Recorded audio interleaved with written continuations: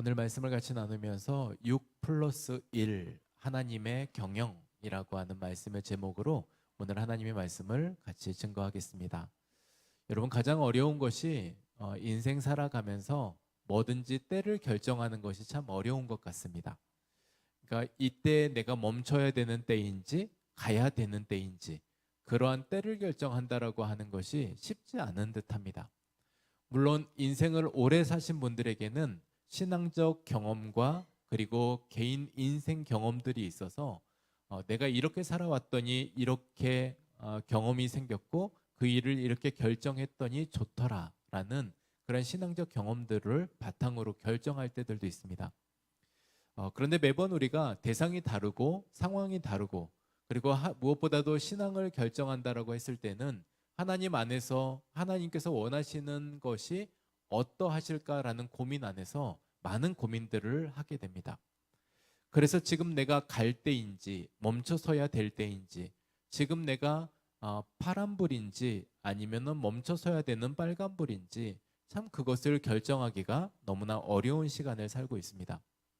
오늘 다윗에게도 이 법궤를 이동하는 과정 안에서 빨간불이 들어올 때가 있었습니다.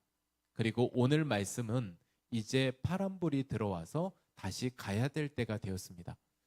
오늘 이러한 것을 반복해서 나아갈 때마다 우리 안에서 언제 우리가 멈춰서야 하며 그리고 멈춰선 이 순간에는 무엇을 해야 하며 그리고 앞으로 나아갈 때는 우리가 무엇을 증거 삼아 걸어가야 하는지를 오늘 말씀에서 같이 찾고 누리는 그런 시간이 되고자 합니다.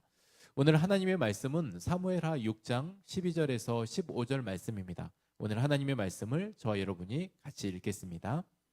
어떤 사람이 다윗 왕에게 아뢰어 이르되 여호와께서 하나님의 궤로 말미암아 오벳 에돔의 집과 그의 모든 소유에 복을 주셨다 한지라. 다윗이 가서 하나님의 궤를 기쁨으로 메고 오벳 에돔의 집에서 다윗 성으로 올라갈새 여호와의 궤를 맨 사람들이 6걸음을 가매 다윗이 소와 살찐 송아지로 제사를 드리고 다윗이 여호와 앞에서 힘을 다하여 춤을 추는데 그때에 다윗이 배 에봇을 입었더라.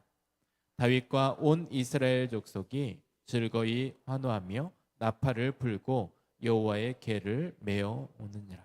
아멘. 우리가 참 신앙의 바른 길, 정도를 걷는다라고 하는 것은 너무나도 행복한 일입니다.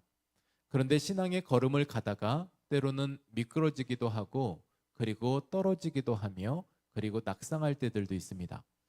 그래서 우리가 신앙에서 이러한 결정들을 해 나갔던 일들에 있어서 잘못들을 교훈 삼아 성경에서 우리에게 제시하는 말씀들이 있습니다. 오늘은 물론 이제 언약궤가 출발해서 예루살렘으로 가는 과정이지만 그 직전의 과정을 보면 블레셋에서 이 언약궤를 함부로 다루어서 겪었던 고난도 있었고 그리고 그에 앞서서 오늘 이렇게 언약궤가 나곤의 타작마당에서 날뛰어서 그 가운데서 타작마당에서 날뛰었던 언약궤가 흔들리는 과정에서 우사가 잡는 순간 그 자리에서 즉사하는 일도 있었습니다. 그러니 이러한 일들 안에서 우리가 여러 어려움들을 겪게 되는 과정도 있는데 앞서 이 일에 있어서 하나님 앞에서 이들이 잘못했던 베레스 우사라고 하는 이 지역에서 이들의 잘못은 어떠했는지를 오늘 말씀에서 서두에 한번 찾아보고 싶습니다. 오늘 말씀에 이야기하고 있는 신앙의 치명적인 잘못은 무엇이었나? 베레스 우사 안에서는 어떠한 일들이 생겨났나? 그 첫 번째는 다름 아니라 영적 무지가 있었습니다. 블레셋도 그랬고요, 다윗도 그랬고 민수기에 기록한 대로 레위 지파 안에서 고앗 자손들이 언약궤를 어깨에 매는 일들이 있었습니다. 언약궤를 어깨에 메어라 라고 하며 고앗 지파에게는 그것이 사명이 되었고 법궤가 이동할 때 언약궤가 이동할 때마다 고앗 자손은 그것을 메고 이동해 왔었습니다. 이 모든 일들을 계속되는 수고는 있었지만 그 일에 하나님의 명령이고 하나님의 말씀이기에 한 번도 그 이전에 어긴 적이 없고 그 말씀에 순종해 갔습니다.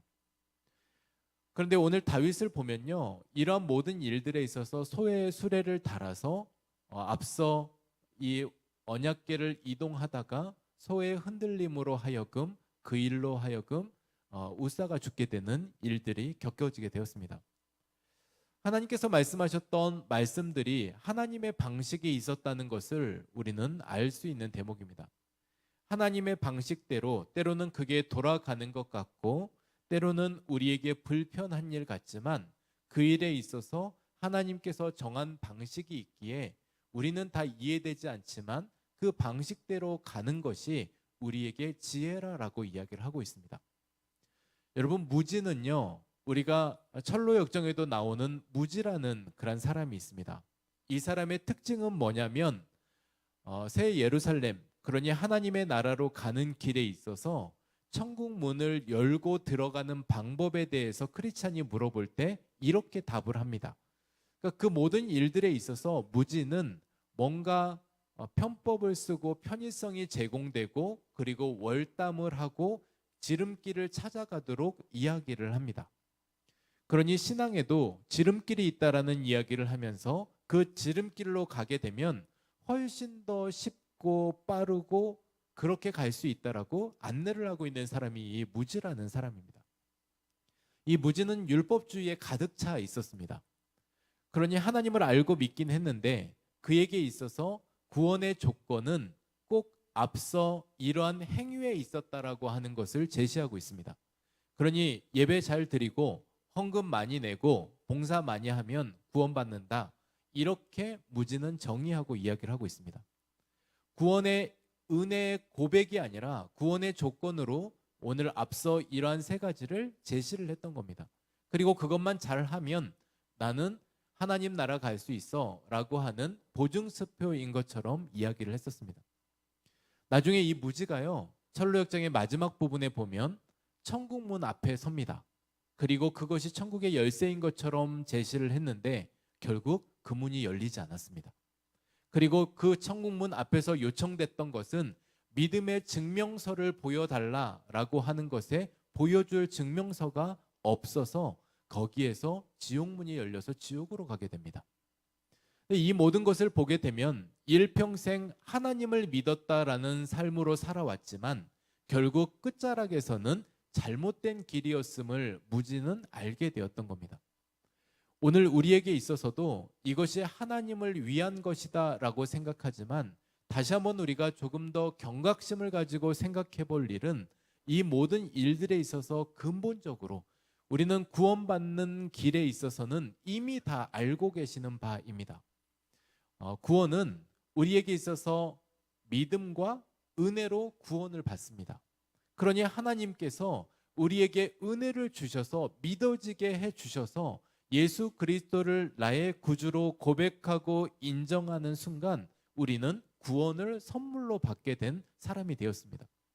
그리고 그렇게 구원을 선물로 받은 우리는 그러한 선물을 받은 감사로 하여금 우리는 행위로 하나님 앞에 감사의 모습으로 우리는 그렇게 살아가는 과정들입니다.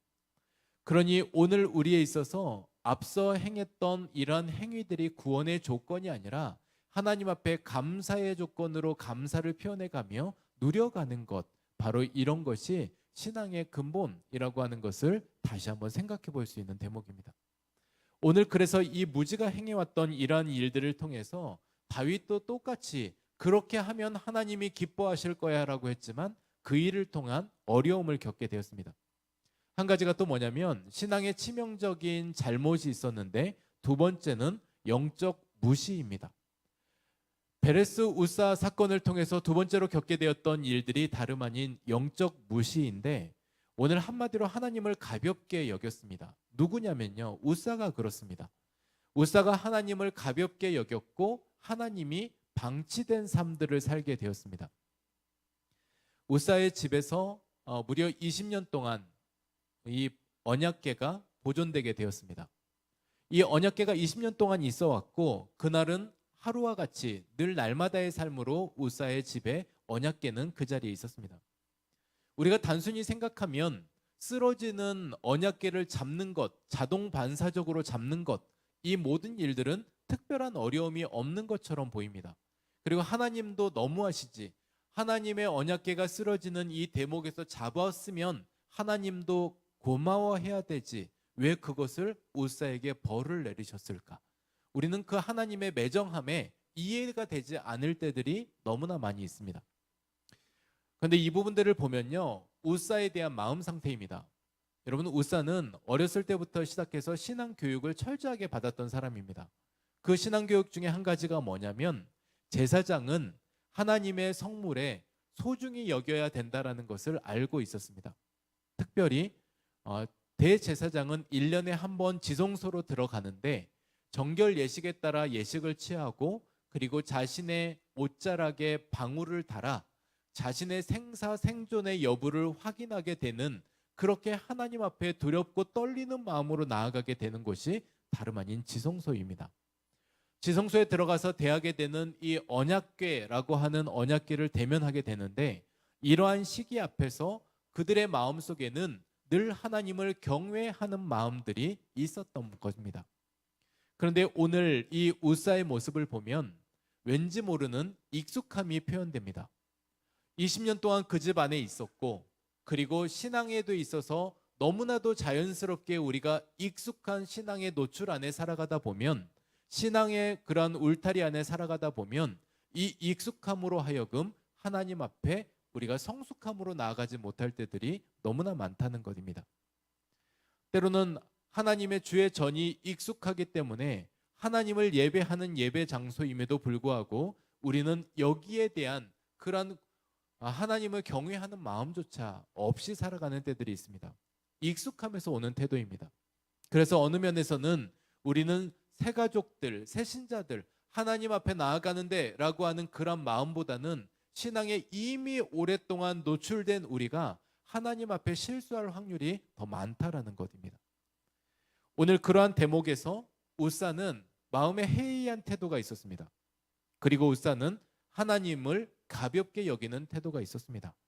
우사는 하나님을 더 이상 경외하는 태도조차 찾아보지 못하게 되는 대목이 있습니다.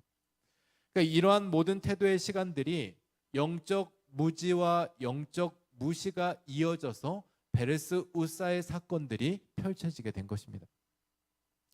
오늘 우리에게 있어서 다윗은 이제 이후에 경각심이 생겼습니다.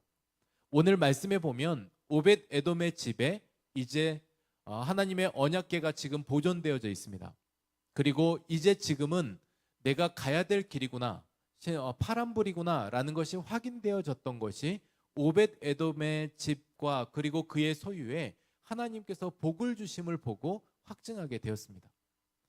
그리고 그렇게 복을 주시는 오벳 에돔은 오벳 에돔의 이름의 뜻이 종, 예배자라고 하는 뜻을 가지고 있습니다. 그러니 그에게 있어서는 앞서 하나님의 언약궤가 그의 집에 머물러 있을 때 그는 자신의 이름과 같이 하나님 앞에 엎드리는 사람이었습니다.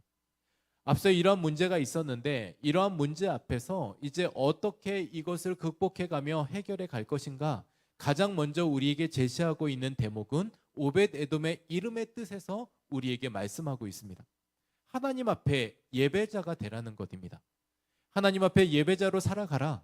이제 그러한 삶들을 가지고 그러한 신앙의 걸음을 걸어가라.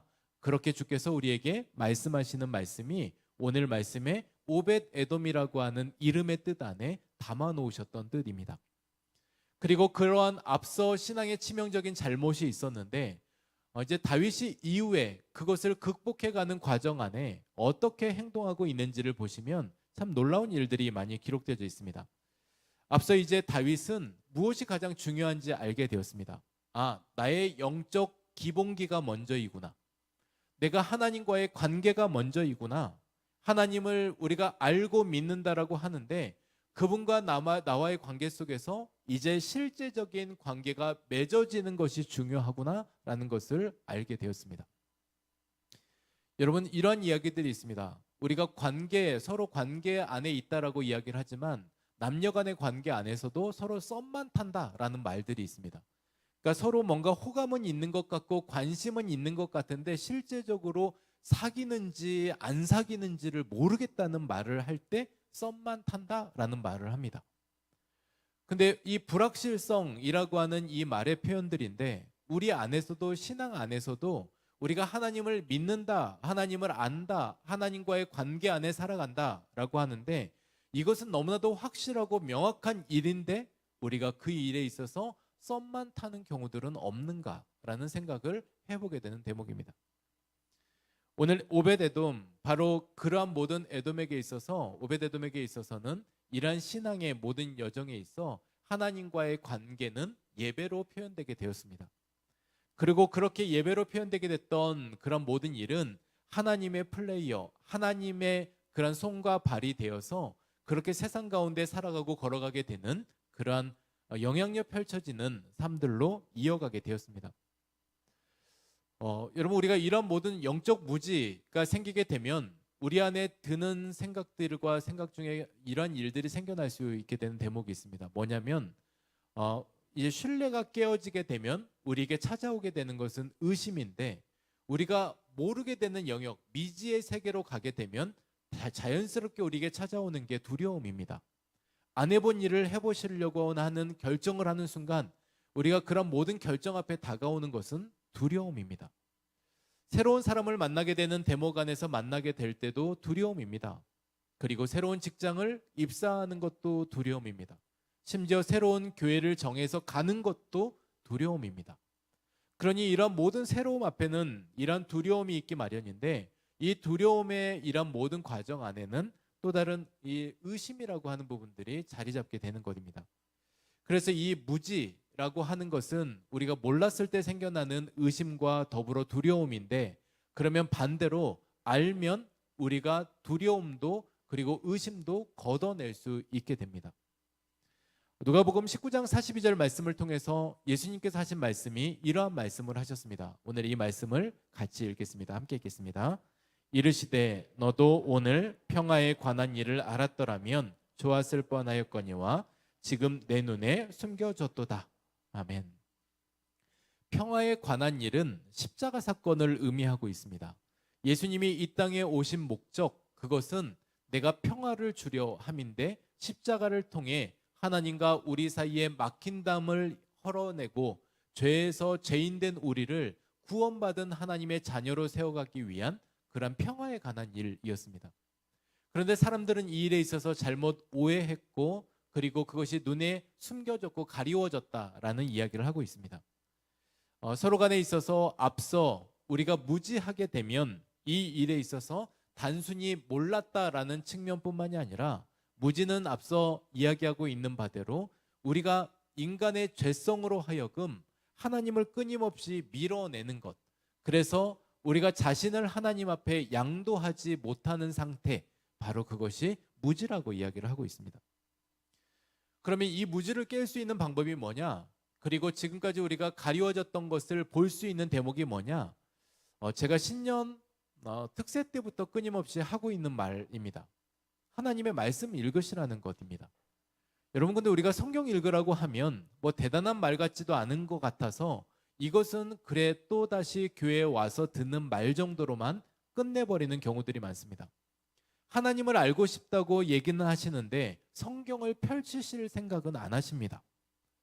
나는 하나님의 도움을 구한다라고 얘기하는데 그 도움에 대한 해답을 말씀하시는 성경에서는 답을 들을 마음도 없습니다.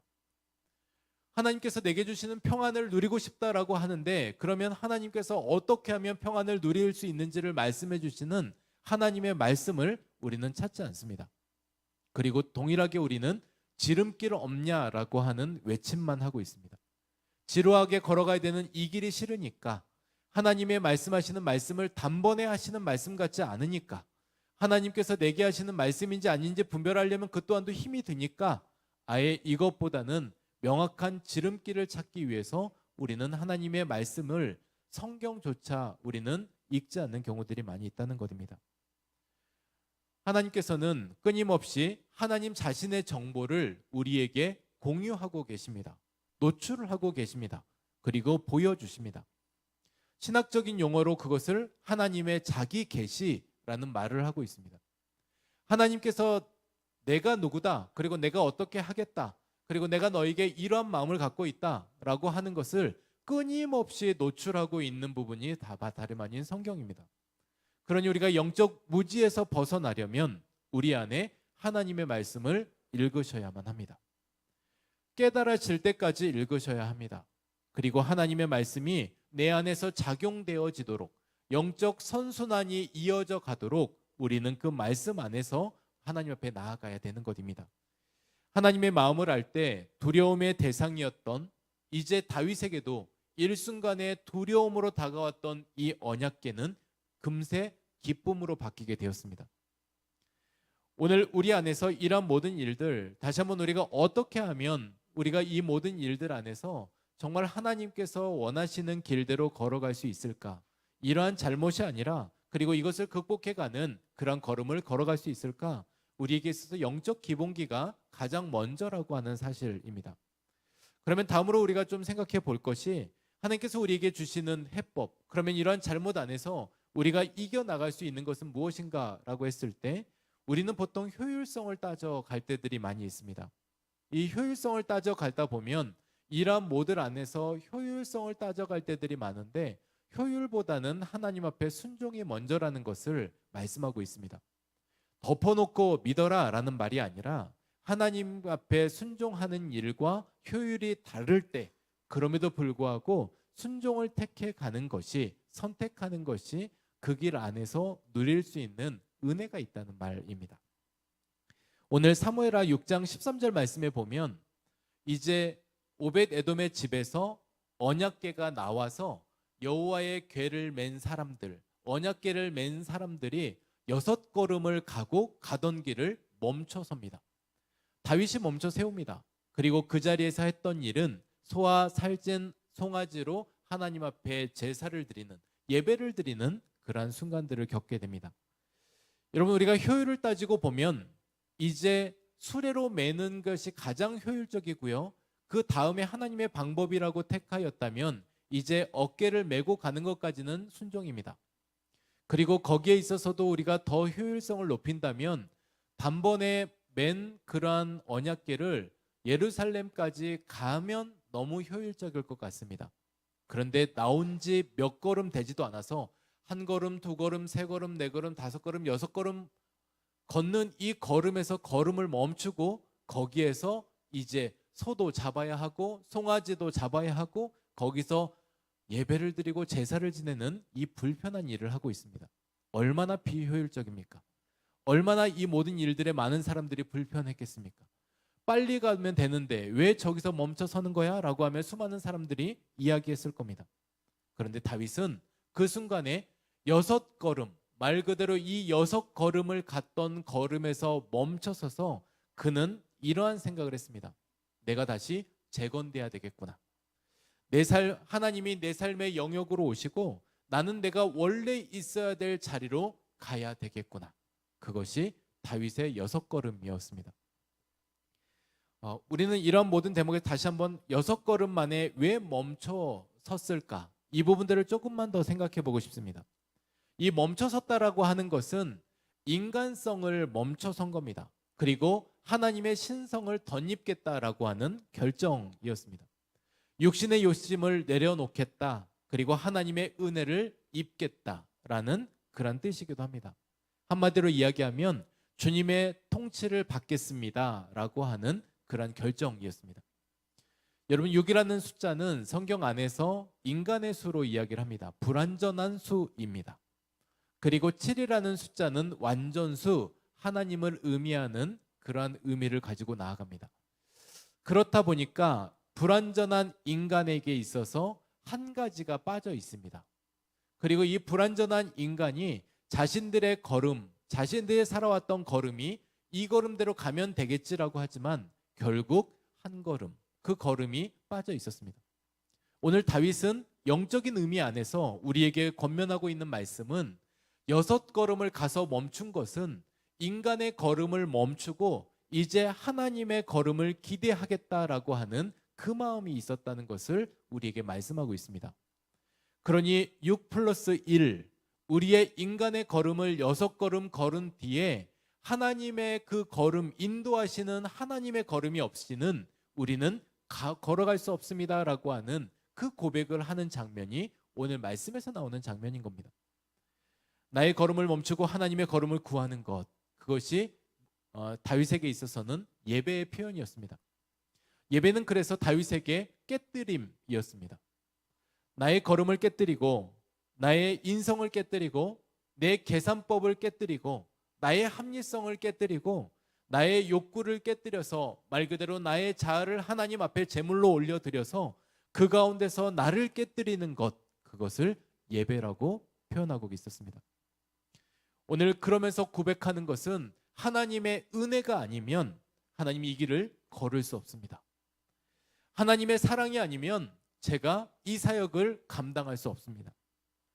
하나님, 제가 하나님의 정지선 앞에 서서 하나님의 지시가 아니면은 제가 이제는 나아갈 수 없습니다 라고 하는 그러한 고백을 하고 있는 장면이 6걸음 만에 멈춰선 지금의 순간입니다. 오늘 저와 여러분, 오늘 우리는 예배 시간에서 지금 이 예배를 드리면서 우리는 무엇 앞에 지금 무엇을 깨뜨리길 원하고 계십니까? 하나님 앞에 6걸음을 걷고 멈춘 이 시점에서 우리는 무엇을 예배로 깨뜨려야 되겠습니까?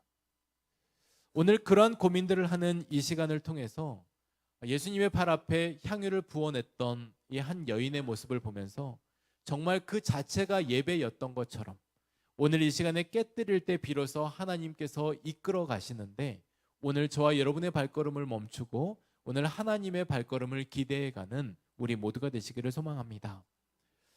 그 과정 안에 다윗은 이제 자신의 모습을 통해서도 고백하는 모습이 있습니다. 뭐냐면 다윗이 언약궤가 이동할 때 평소 자기가 입었던 옷은 왕복입니다. 왕의 옷입니다. 평소 왕의 옷을 입고 가는 이런 다윗이 오늘 입은 옷은 배 에봇 옷을 입고 있습니다.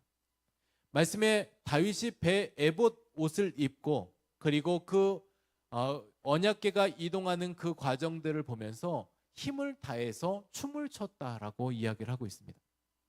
오늘 이것을 보면 자신의 왕관을 내려놓고 왕복을 벗어놓고 하나님 앞에 에봇을 입고 그러니 그것은 저는 이제 왕이 아니라 하나님 앞에 제사장, 예배자, 하나님의 종입니다 라고 하는 철저한 고백을 그 대목에서 하고 있습니다.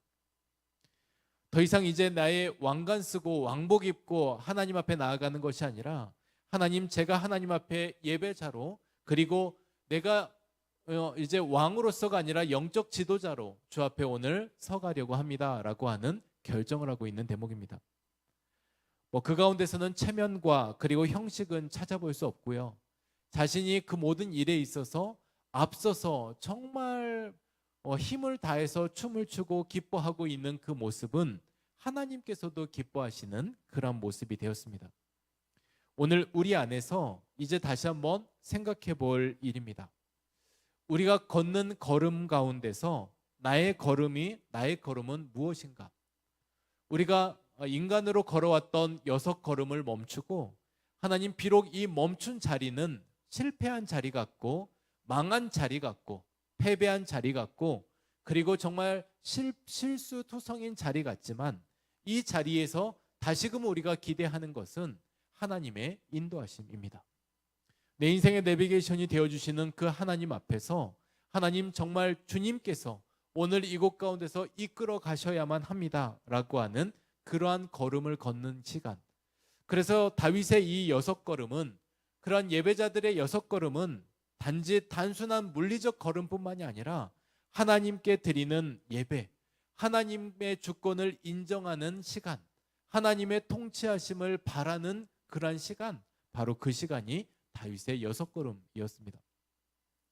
오늘 언약궤를 메고 갔던 그러한 사람들의 그 6걸음, 그리고 우리의 삶의 6걸음, 그리고 오늘 거기에서 멈춰선 우리의 6걸음 뒤에 하나님 앞에 오늘 우리는 또한 각자에게 부어주시는 하나님의 부흥을 경험하는 그러한 시간이 되었으면 좋겠습니다.